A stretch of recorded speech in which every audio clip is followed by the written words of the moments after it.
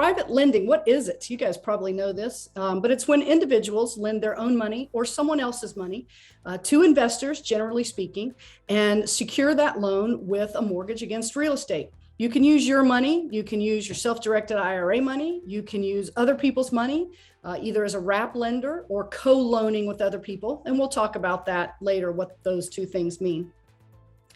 So private lending, when you make a loan and you take a mortgage against property, that gives you some underlying security. And the loan, whether depending on how it's structured, will either pay you interest and points, or some equity share in the property. So the idea is that you're loaning money for profit and your loan is being secured by the property as collateral through a mortgage or a deed of trust.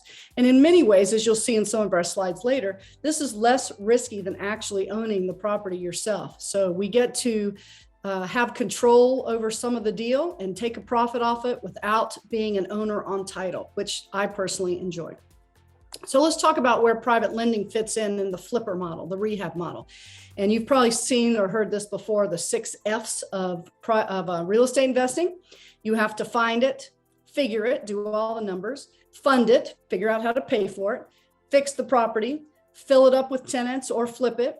And all of those 6 F's, except the fund it, require an active participation. It's a job. And funding it as a private lender is really the only one that is more passive. And it's one of the reasons I really, really enjoy private lending. And we'll talk more about that as we go forward in these slides. But so I'm not going to go through all of these. I just want to show you some of the slides that all the work you have to do if you find it, figure it, fix it, fill it, flip it. And you'll probably have access to these slides. You can go back and look at them. But you can see if you find it, you have to do all these things to find it.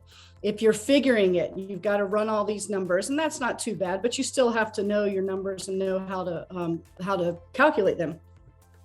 If you're fixing it, obviously that's a lot of work to fix it. The rehabbers are spending, sometimes hundreds of hours on a property. So that's a lot of work. Fill it, you've got to find the tenants, screen the tenants, do background checks, all of that stuff, or you've got to vet and hire a property manager. And that makes it a little more passive, but you still have to manage the manager, so to speak. Flip it. Obviously, if you're going to sell it, there's a lot to do to sell it. So here's some of the list of things you have to do. And when you're the flipper, by the way, who gets paid last? You do. Who gets paid ahead of you?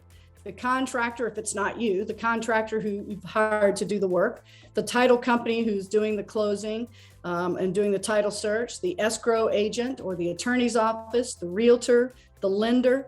If there's enough money in the deal, then you'll get paid, but the flipper gets paid last. Now, the reward for that is that sometimes the raw dollar amounts are bigger than what some of these other people get paid, say the lender, but the risk is bigger and the time consumption is bigger and greater. And we'll see some of that in some examples down the line. But anyway, that's why I'm not the flipper. I don't want to spend all that active time. I don't want to be the person who takes the risk to get paid last.